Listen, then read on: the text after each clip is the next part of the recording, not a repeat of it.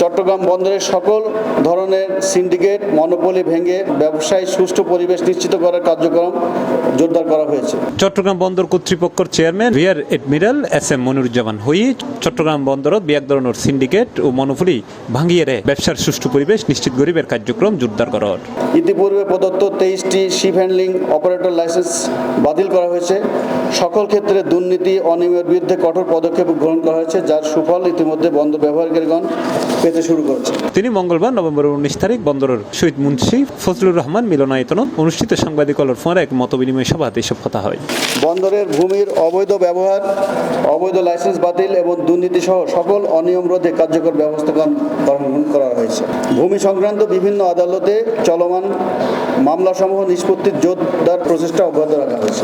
এই সময় বাংলাদেশ পাকিস্তানের ফলে নতুন শিপিং রুট চালুর বিষয়ে হতা হয়ে বন্দর চেয়ারম্যান এই প্রসঙ্গে তিনি হয়, এই রুটে আমদানি কন্টেনার অ্যাভেলেবেল হলে ভবিষ্যতে রুটটি নিয়মিত পরিচালনা করতে জাহাজ মালিকগণ আগ্রহী হবে মর্মে জানান। ইতিপূর্বে পাকিস্তানের সাথে সিঙ্গাপুর এবং কলম্বো বন্দরে বাংলাদেশের পণ্য আমদানি রপ্তানি হতো। রুটটি চালু হওয়ার কারণে বাংলাদেশ আমদানি রপ্তানি ক্ষেত্রে নতুন দিগন্ত উন্মোচিত হলো। এতে করে সাশ্রয়ী ব্যয় এবং সময় উভয় দেশের আমদানি রপ্তানি বাণিজ্যে নতুনভাবে গতিশীলতা বৃদ্ধি হবে বলে আমরা আশা করি। পাশাপাশি গত সেপ্টেম্বর অক্টোবরত চট্টগ্রাম বন্দর দুইয়েন জাহাজত অগ্নিকাণ্ডের বিষয়ে বন্দর চেয়ারম্যান হইয়ে হনো নাশকতা নয়, এসব দুর্ঘটনার পিছনে অপারেশন ফেলিয়ার এবং সেফটি ম্যানেজমেন্ট ফেলিয়ারই মূলত দায়ী। চট্টগ্রাম বন্দরের ঊর্ধ্বতন কর্মকর্তাদের তড়িৎ পদক্ষেপে ট্রাক কান্ডারি অন্যান্য সংস্থার জাহাজের সহায়তায় আগুন দ্রুত নিয়ন্ত্রণে আনা হয়। এতে করে ক্ষয়ক্ষতির পরিমাণ সংক্ষিপ্ত করা সম্ভব হয়েছে।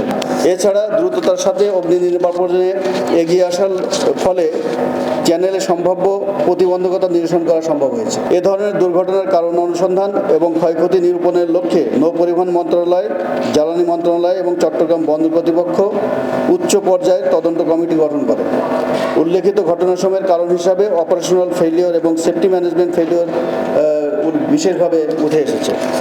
কমিটি কর্তৃক দুর্ঘটনার কার্যক্রম পরিচালনা এবং প্রদত্ত সুপারিশ মোতাবেক চট্টগ্রাম বন্দরের সার্বিক নিরাপত্তা ও এ ধরনের অগ্নি দুর্ঘটনা পুনরাবৃত্তি রোধে প্রয়োজনীয় পদক্ষেপ গ্রহণ করা হয়েছে।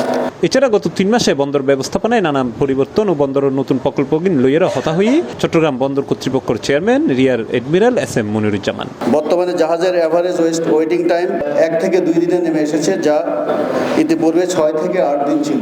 চট্টগ্রাম বন্দর কর্তৃপক্ষের সচিব মোহাম্মদ উমর ফারুকের সঞ্চালনায় মতবিনিময় সভায় আরও উপস্থিত আছেন বন্দরের সদস্য মোহাম্মদ হাবিবুর রহমান, শহীদুল আলম, কমোডোর M ফজলার রহমান সহ আরও বোধকে। C+ TV Chittagong.